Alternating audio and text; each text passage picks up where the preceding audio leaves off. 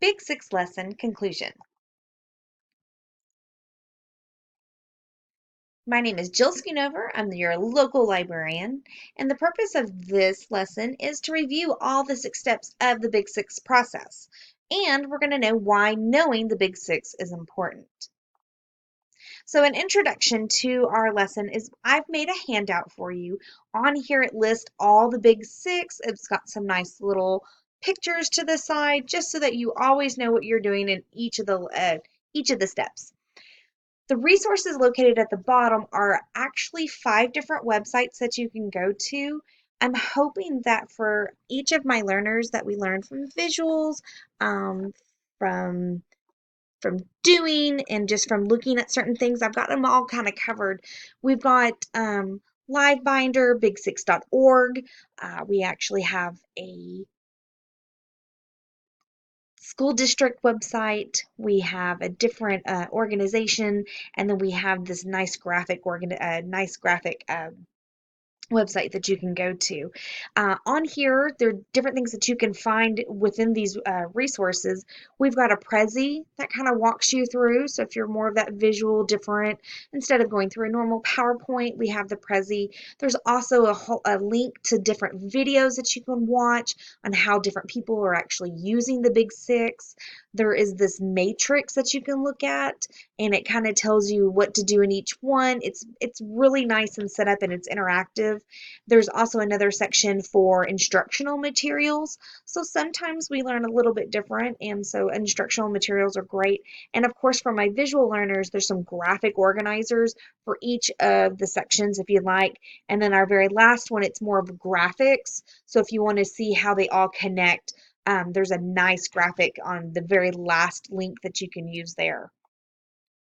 So of course we generally like to start with step one. Now the big thing with the Big Six is that it is not a step-by-step linear in a way. You can start, of course, with step one. I mean, that's generally where you would normally start, but you can kind of go back and forth between a lot of these. It's really, really nice.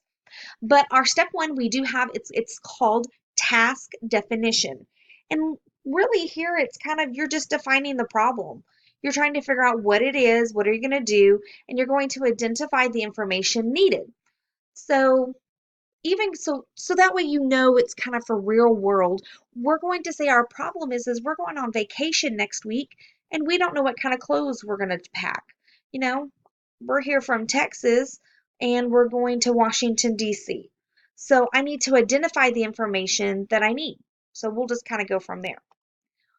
The step two is information seeking strategies. So you're going to determine all possible sources that you can gather information from, and then you're going to kind of select the best sources. So from here you can go, well, I'm going to get a book, or I'm going to get a travel book. That's going to be the Washington, D.C. travel book. I'm going to go on to my weatherchannel.org and look at weather predictions. I can look in the past, this time of year, this is what it's been. I'm going to look at my own travel that I have set up. What am I going to museums? Am I going to be outside? What am I going to be doing so that I can make sure that I choose all these different things so that I can look and then I can see which one's the best source. And even sometimes with this, going to somebody else maybe who lives, going to a blogger website, stuff like this.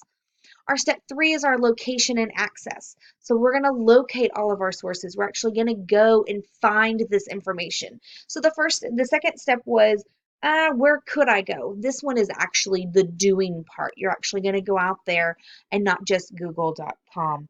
You're going to go and you're going to look at different things, different trends, different books, journal articles.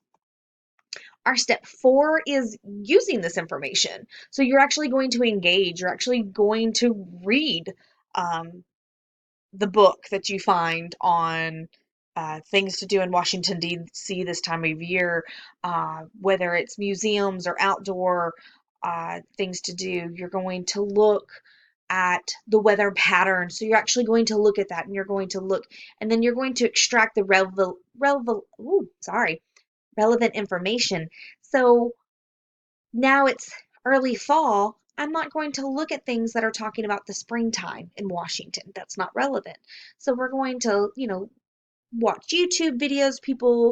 We can look at pictures even to see how different people are dressed at different times of year, scarves, hats, jackets, that type of thing. Step 5 is you're going to actually synthesize. So you're going to actually kind of organize it in what you need. This would be getting together your museums. This would even be getting together the temperature so that you can see which days, when you're going to be there, travel, and then you're going to present it. So you're actually going to get it all together and where it's really nice and organized, or, for especially for school projects, this is where you're going to get your project or your paper actually together. Um, just trying to do something a little bit more fun for clothing for most of y'all. So this is where you're actually going to put together what you have. I have long sleeve, short sleeve. I have layers because that's what we do here in Texas. So it's one of those things. And then you're actually going to present it either to yourself for that or to your teacher or to your peers that we have. And then the last one is very important, and a lot of us have a tendency to overlook this step in general research papers that we do, and that's why it's included in the Big Six, because every one of these is a big step. You can't skip over any of these. Now, while you can go back and forth, you can't skip any of these. And the last one here is evaluation. Did you do a good job? Did you get everything that you needed to get? Did you look at everything? And even the process. Could I have done something better? Could I have gotten more papers about something? Could I have gone and got print versus digital? Could I have asked somebody else? Could I have gone and even digital papers? Could I have done videos and blogging and papers and journal articles and online books, ebooks? And you go from there and you just overall you judge the process. How well did I do? Did I skimp on something? Did I actually skip a step? Uh, and that is what makes the Big Six. The Big Six is just a wonderful tool to help you save time, and it makes your searching just more efficient. You're able to get everything together at once and they all make sense, and you can kind of go back and forth with all of these. It just makes more sense. It is necessary and it's sufficient for solving problems and completing tasks. Anytime that you have that you need to solve problems, which is one of those major things that actually companies are looking for you to be able to solve problems and complete tasks. How can you gather all of this information? And then, of course, everyone can talk about how they learn and they can solve problems. So we we want to be those people that can go, oh, yes, I can look this up for you, not a problem. I can gather this information for you, and I can present it in a way that it is organized and efficient. And that is what the Big Six does. So I'm hoping that at the end of this video, you can now go out and complete all 6 steps and look back and see how well you did from just, I don't know what I'm doing, to just let's Google something and hope that it'll come up. Now you actually have a step, like kind of a step-by-step process that you can go through. And even for some of us that are very linear, you can still use it as 1, 2, 3, 4, 5, 6. For us that we go 1, 2, kind of 4, 3, we kind of can go back and forth. You can use it too. I do want to leave you with this quote that the American Library Association printed in 1989 because I find it so very relevant to this. To be information literate, a person must be able to recognize when information is needed and have the ability to locate, evaluate, and use effectively the needed information. I think that so much sums up the Big Six. Thank you.